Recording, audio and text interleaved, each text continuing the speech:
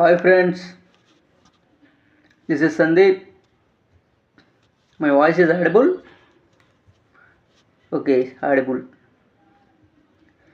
మనం రోజువారీగా నేర్చుకునేది ఈరోజు కూడా నేర్చుకుందాం.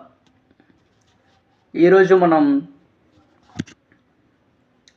పార్లమెంట్ గురించి చర్చించుకుందాం. ఓకే, పార్లమెంట్ అనేది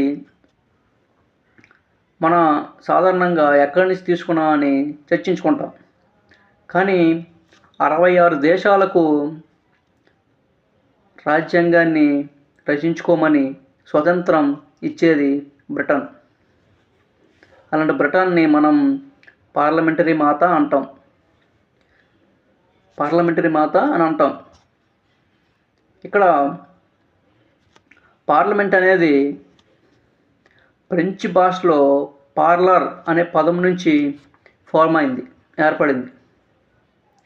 ఇక్కడేటమ్మా ఫ్రెంచ్ భాషలో పార్లమెంటు పార్లర్ అనే పదం నుంచి ఏర్పడడం జరిగింది. ఓకే, మరలా లాటిన్ పదం నుంచి పార్లమెంటేరియన్, లాటిన్ పదంలో పార్లమెంటేరియన్ నుంచి పార్లమెంట్ ఏర్పడింది. ఇక్కడ రెండు చెప్పాము మీకు. ఫ్రెంచ్ భాషలో పార్లర్ అనే పదం నుండి పార్లమెంట్ ఏర్పడింది. లాటిన్ భాషలో పార్లమెంటేరియన్ అనే పదం నుంచి పార్లమెంట్ ఏర్పడింది. ఓకే, పార్లమెంట్ అంటే ఒక చర్చించే స్థలం.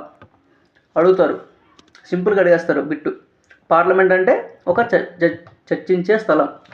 ఓకే, ఇక్కడ పార్లమెంటు అంటే ఏమిటి?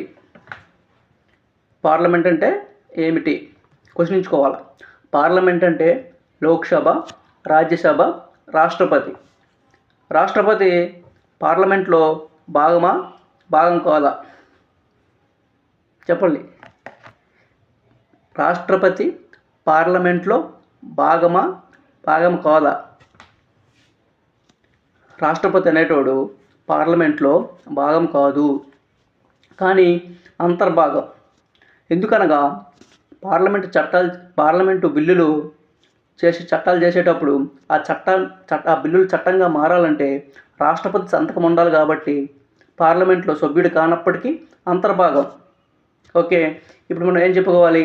పార్లమెంట్ అంటే లోక్సభ, రాజ్యసభ, రాష్ట్రపతి, ఈ మూడు కలిస్తేనే పార్లమెంట్ ఫామ్ అవుతుంది. ఓకే, ఇప్పుడు అర్థమైందంట. ఓకే, దీన్ని 79వ ఆర్టికల్ చెప్తారు.